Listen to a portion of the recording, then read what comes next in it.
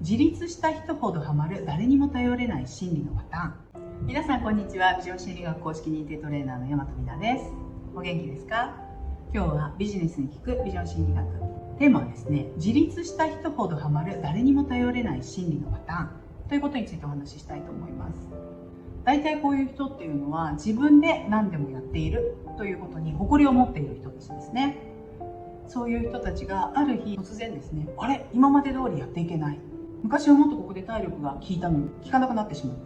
た、あるいはその突然朝起きた時に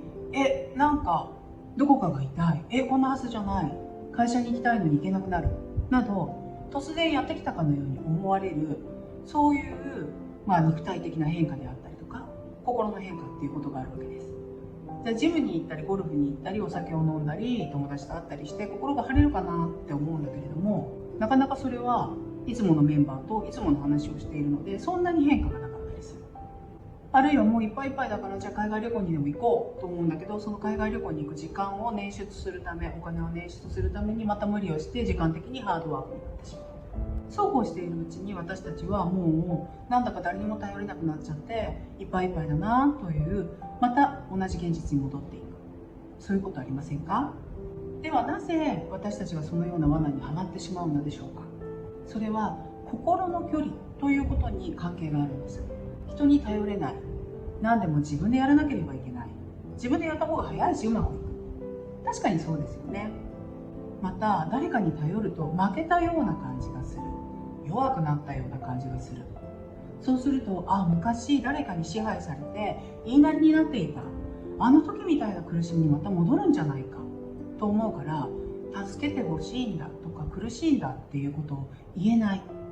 つまりこれはあの犠牲の時代に戻るような気持ちがして助けが求められないわけです。ですから物理的に人と距離を取る必要があったり、物理的ではないけれども心の距離ということを取って自分のスペースを確保していなければいけない。そうするとまた自分が自分で何でもやらなければいけないというふうになってしまうわけですね。ビジョン心理学のセルフセラピーカードという48枚、24枚のネガティブ、24枚のポジティブのカードがあって、これはもうベストセラーでずっと長年売れているんですけれども、その中に自立というカードがあります。これは一つのオアシスからラクダに乗って自立した人がまた砂漠をテクテク次のオアシスを目指していくという、そういう絵が描かれているんですけれども、これはですね、このラクダが犠牲をしているあなたなんです。そして犠牲をしているあなたは自立しているあなたを乗せて、何の供給源もなく、水もなく、食料もなく、日傘もなく、一緒に励まし合う友達もいなくて、そのままどんどん孤立という方向に進んでいってしまいます。どんなに我慢強くてどんなに力持ちのラクダさんでも、たった一本の羽やたった一本の藁が飛んできた時にはもうこれ以上重い荷物は持てないと言って炎天下の下バタッと死んでしまったりします。私たちはそのように、もしかしたらもう生きている感じがしない、このままじゃ死んでしまう、そういうギリギリのところにいるからこそ助けてほしいのに助けが求められないという、そういう心理的な葛藤を抱えているのかもしれません。どういう時に私たちはそんな風になりますか？はたまたあなたがそのような状況の時どんな行動に出ているでしょうか？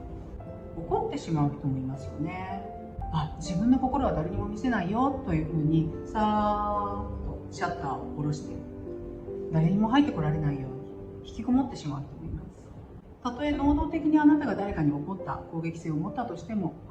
シャッターを下ろして引きこもったとしても、それは心の距離があるので、あなたは助けを求めることができないし、あなたに助けを求めてその声を聞いてあなたに助けを差し伸べている手はあなたのハートには届かないんです。どんな時に私たちはそのようになってしまうかということを知るために、一つ大切なポイントをお伝えすると、それは私たちがどこから犠牲をやり始めるのかということ、その癖を知るということです。大丈夫大丈夫、やっとくねとか、まだまだできるからいいんじゃない、そのままでいいよいいよ、大丈夫大丈夫というふうに言い続けると、あなたはいつの間にか人の分の荷物まで持ってしまってどんどん重い毎日を生きているのかもしれません。あるいは人のことはいっぱい助けるんだけれども、自分が助けてもらうというスペースがないので、どのように助けを求めればいいのか忘れてしまったという人もいるかもしれませんね。そして助けてほしいからお家に帰ったらむちゃむちゃ不機嫌になっているとか、黙っていてもあなた旦那さんなんだから分かってよとか、そんな風な態度になっている場合いないですか？お家でそのような態度をとっている場合は、上司であるあなたは必ず部下にも同じような態度をとっているはずです。どうしてあの人急に怒り出したんだろう、あるいは急に病気になっちゃったんだよ。こういう問題は全部感触なんです。ハートブレーキがあって、感触として私たちは病気や問題を作り出すという形をとって助けを求めようというふうに初めて思える場合というのがあるんですね。そんなに問題を悪化させる必要はありません。どこで私たちが犠牲になったのか、犠牲になると自分がどういう態度に出るのかっていうことを知っていれば、そろそろまずいな、暴発しそうだな、そろそろなんか犠牲の極みで風邪ひきそうだな、そんな風に思った時には立ち止まってみてください。そして紙にあなたが本当に今したいこと、あるいは本当にこんな風に声をかけてもらったら自分はやっていけるなっていうことが何なのかを書き出してみるのも一つでしょう。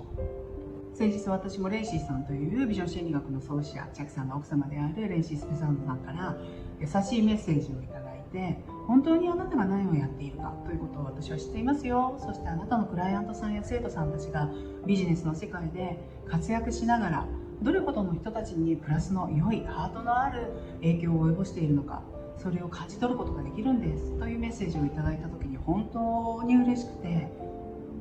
ある意味泣いてしまったんですね。そんな風に深く理解してもらえる人がいて、本当に私が何者なのかということを見てくださっている人がいる。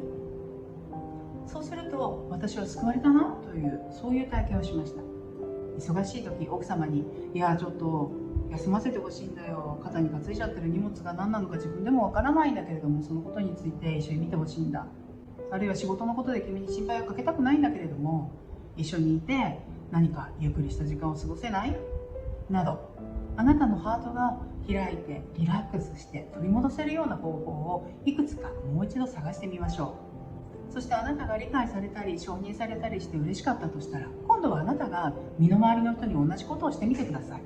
それをあなたが提供した時にあなたのハートは開くんです。なぜなら私たちのハートというのは観音扉ですから、私たちが与えないと開かないし、開かないと受け取れないからなんですね。